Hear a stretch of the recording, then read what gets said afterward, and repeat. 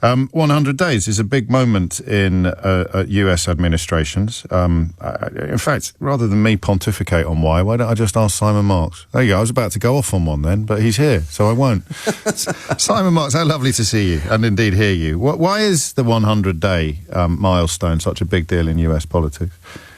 Well, I think in the modern era, James, it's been considered an opportunity by historians early in the process and the media instantly in the process to take a snapshot of where things stand. And certainly in this presidency, this 100 days has been conducted at such breakneck speed deliberately. We've seen such a tsunami of change that under any circumstances, it's an opportunity for the country to weigh up how far things have come. But under these current circumstances, it's also an opportunity perhaps to look in the rearview mirror and see how far and how fast the country has drifted completely now from its traditional moorings and really ask the question of whether there's any way back. Are we back to the distinction between reality and delusion? Because in the world of reality, that you'll be looking at the complete failure to bully China into any sort of trade deal, the alignment with Vladimir Putin and the shameful abandonment and betrayal of Ukraine and Volodymyr Zelensky. You're looking at the financial figures that are by any measure pretty hideous, and yet presumably Donald Trump will still be doing a lap of honour. Oh, very much so. He's going to be celebrating this 100-day mark and, of course, clutching at straws in the process. I mean, I'm sure we're going to be hearing from the White House noting that The Economist over the weekend described the first 100 days of Donald Trump's presidency as being the most consequential in modern American history. Of course, that wasn't a positive in the phraseology that was then accompanied by an article explaining why it had been so disastrously. Yesterday was the most consequential day in the history of Spanish and Portuguese energy supply, wasn't it? Yeah, yes, precisely, exactly that. But so he's going to be taking this victory lap. We've got a rally in Michigan that he will be holding later today, of course, one of the battleground states that he won back in November, propelling him back into the presidency. I mean, you know, I've been struggling over the last week or so to decide, is this a clown show that is beginning to crumble from within, or is it a really very, very serious authoritarian turn that the country has taken from which there is no way back, with constitutional and democratic guardrails and checks and balances completely being eviscerated by the Trump White House? And the answer to the question is, it's both. I mean, Mussolini was widely seen in Italy as a buffoon, and yet he also very successfully installed a reign of fascist terror there. And I do think that we are seeing the implementation of authoritarian moves from which it is going to be very difficult from any successor government to pull back. I mean, when you look at the way in which the courts right now are being steamrolled on the issue of mass deportations, court orders now being completely flagrantly ignored on a continuing basis, as the White House simply says illegal immigrants living in the United States have no right to due process. They've got no right to make their case to stay in the United States. Even American citizens who have been deported, like the 2-year-old infant sent back to Honduras a few days ago, the 4-year-old deported in the midst of vital cancer therapy, an American citizen whom the courts are beginning to conclude had no access to due process. And then you look at other court orders. You know, a judge last week said that the government had illegally shut down Voice of America and fired all its staff. Well, Voice of America's still off air. The building's an empty hulk. The staff are all still laid off. You know, these are seismic changes in the way that the country operates, and returning to the status quo ante is going to be very problematic. And I mean, as you say, the rule of law is creaking. Yeah, I mean, the rule of law is under attack in two separate ways. First of all, the tsunami of activity has left the courts struggling to catch up. I mean, who knew that it would be so easy, essentially, to bring the rule of law in the United States to its knees? That all you had to do was throw not just one string of spaghetti at the wall, but loads and loads and loads of spaghetti, the entire plate. and that the courts would simply not be able to keep up with the process. Not just the courts, NGOs as well, struggling to find out who has actually been deported, where they've gone, where they've been detained while they've been awaiting deportation, which in the case of Kilmar Abrego Garcia, that 29-year-old from Maryland, living legally in the United States at the time that he was seized off the streets. I mean, in 72 hours, he went from walking the streets of Maryland a free man to finding himself in a terrorist detention facility in El Salvador. Hugely difficult for the courts to keep up under those circumstances. But also there's a standoff here. President Trump zealously is trying to provoke a confrontation with the US Supreme Court. It may come on the issue of birthright citizenship that he wants to end. It may come on any of these other issues that rise to the level of Supreme Court adjudication. He wants a standoff with the judiciary because he's making it absolutely clear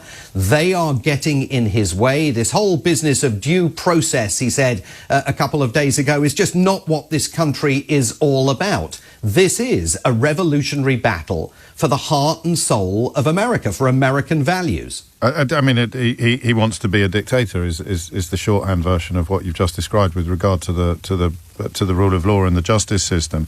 And then we come to the eternal question, which is it him? Or is it the people around him? And you know, the idea that he can be persuaded by the last person that he spoke to go down a completely different path from the one he was on 20 minutes before holds true in many cases. Even on the birthright citizenship question, it's probably more Stephen Miller than Donald Trump. Does it matter, the distinction between what is him and what is the people around him? And I mean, do we know? Well, you can certainly argue that he's a bit of a cipher for the people around him. There's no question that he's only ever as good as the last conversation. I mean, the poster child for that is the meeting with Volodymyr Zelensky at St. Peter's Basilica over the weekend. 15 minutes on his own with Volodymyr Zelensky, and by the time the papal funeral was over, he was taking to social media excoriating Vladimir Putin and threatening new sanctions against Russia.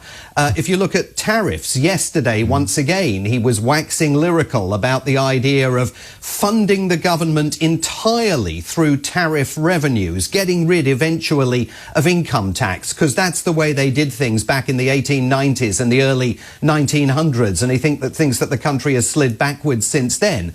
Once you hear those cadences, you know that he has just been talking either to his trade advisor Peter Navarro or his Commerce Secretary Howard Lutnick, but definitely not to Treasury Secretary Scott Bessent, who keeps trying to talk him down from that particular ledge and get him to engage in serious-minded trade negotiations with the Chinese, with Rachel Reeves and others. On the deportations issue, it is Stephen Miller all the way that is ruling the roost. I mean, yesterday, even suggestions coming from him and Tom Homan, the border czar, that the 2-year-old and the 4-year-old that had been deported, that was an act of kindness by the White House because they were keeping the children with their mothers. They were keeping the family together. Well, in the case of the 2-year-old, the father, an American citizen, was urgently and desperately petitioning the courts to try and stop the infant from being sent out of the country, given that the child was an American citizen. But Stephen Miller and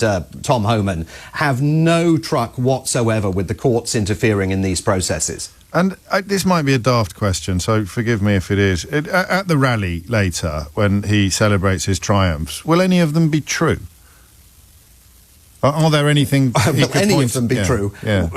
I mean, there may be some things that are true. I mean, he has successfully forced federal government workers to return to their offices. Right. And I think that's been a popular move. Many Americans could not understand, many Democrats could not understand why Joe Biden didn't do that when he was president of the United States, allowing them all to work from home as though COVID was still a thing. I mean, there are other less serious elements that he will point to as strengths. He's making moves now to get English declared the official language, major moves being taken against the use of Spanish by the government and in federal offices and other agencies.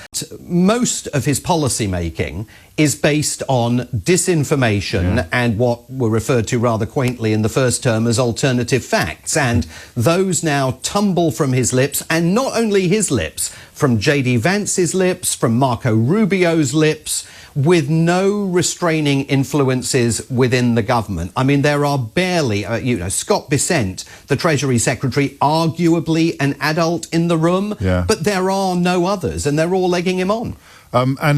This can only happen, as you've explained to us before, if you've got the media in your pocket, as it were. That continues apace. That process continues apace, up to and including the former banjo player with Mumford and Sons popping up in the Oval Office, I think, in the last 24 hours. Yes, yes. I'm just going to say that again. And the former banjo player with Mumford and Sons getting access to the Oval Office when is AP still banned from the premises? Well, AP is not banned from the premises. They are usually restricted from the press reporting pool, although hilariously, in a bid to comply with a judge's order recently, the White House put AP back in the reporting pool on a day when, if you read down to the bottom of the president's schedule, you will see that the president had no official appearances that day. But the character of reporting at the White House has completely changed, not just because they're gaming the reporting pool, but because they're also bringing all of these far-right Trump sympathizers not only into the briefing room, but giving them a prominent seat within it and the first question on those days when White House Press Secretary Caroline Leavitt briefs. And I've got to say, James, the vision of the press in this town last weekend, once again participating in the White House Correspondents' Dinner, where there was no president in attendance this year because Trump never has any truck with it.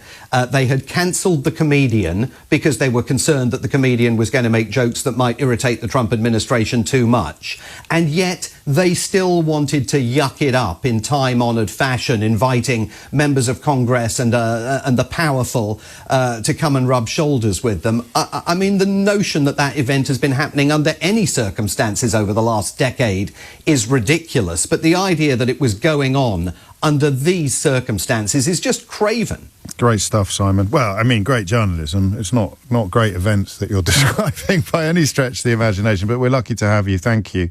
And of course, just for context, as a few of you are reminding me, the former banjo player is the son of the guy that owns GBB's and I think the Spectator magazine as well. So, there's a lesson there for everybody. You too can make it as an international journalist if you suck up to a fascist and your dad owns propaganda channels. It's 12:02.